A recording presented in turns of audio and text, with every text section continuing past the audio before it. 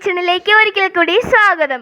അപ്പോൾ നമ്മൾ ഇന്നിവിടെ വന്നിരിക്കുന്നത് ഒരു വെറൈറ്റി ഡിഷുമായിട്ടാണ്. ഈ ഡിഷിൻ്റെ പേര് മൈസൂർ ബോണ്ട എന്നാണ്. അപ്പോൾ ഈ ഡിഷ് ഒരു കിടു 4 മണി പലഹാരമാണ്. കൂടാതെ തന്നെ ഇതിൽ നമ്മൾ മൈദയോ കുട്ടികൾക്ക് ഹാനികരമായ വേറെ ഐറ്റംസ് ഒന്നും ചേർക്കുന്നില്ല. അതുകൊണ്ട് തന്നെ നിങ്ങൾക്ക് വളരെ ധൈര്യമായിട്ട് നിങ്ങളുടെ കുട്ടികൾക്ക് വീട്ടിൽ തന്നെ ഉണ്ടാക്കി കൊടുക്കാൻ സാധിക്കും.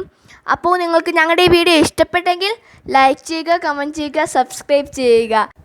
ഇതിനാവശ്യമുള്ള ഇൻഗ്രീഡിയൻസ് എന്തൊക്കെയാണെന്ന് പറയാം. 1 കപ്പ് ഗോതമ്പ് പൊടി, 1 കപ്പ് അരിപ്പൊടി, പുട്ടിൻ്റെയോ ഏതെങ്കിലും അരിപ്പൊടി മതി, ഏതാണേലും സാരമില്ല.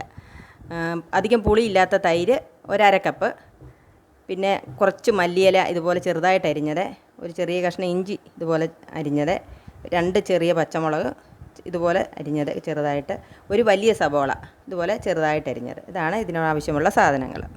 ആദ്യമായി നമുക്കിതിനാവശ്യമുള്ള മാവ് തയ്യാറാക്കിയെടുക്കാം. ഗോതമ്പ് പൊടിയും അരിപ്പൊടിയും ഇതെല്ലാം കൂടി ഇട്ട് കുഴച്ച് യോജിപ്പിച്ചാൽ മതി. തൈര്, സവോള,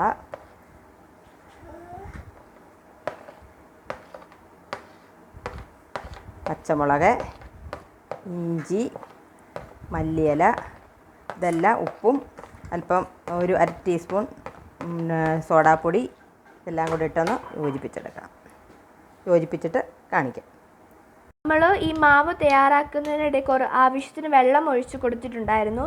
ഇനി നമ്മൾ ഇതിലേക്ക് 1/2 ടീസ്പൂൺ സോഡാപ്പൊടി ഇട്ടു. അതിൻ്റെ പുറകെ തന്നെ 1/2 ടീസ്പൂൺ കുറച്ച് കുരുമുളക് പൊടി,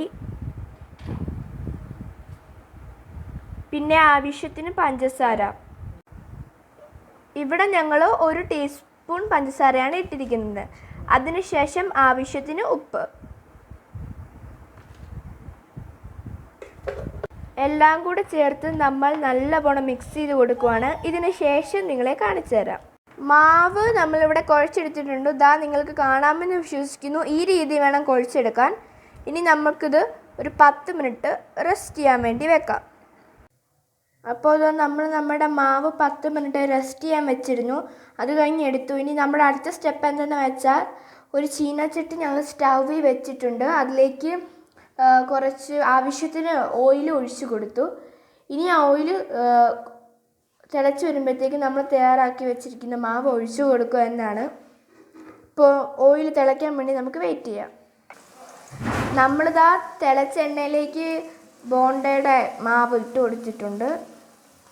പിന്നെ എല്ലാം റെഡിയാക്കി സേവിങ് പ്ലേറ്റിലേക്ക് മാറ്റി കഴിഞ്ഞ് നിങ്ങളെ കാണിച്ചു തരാം.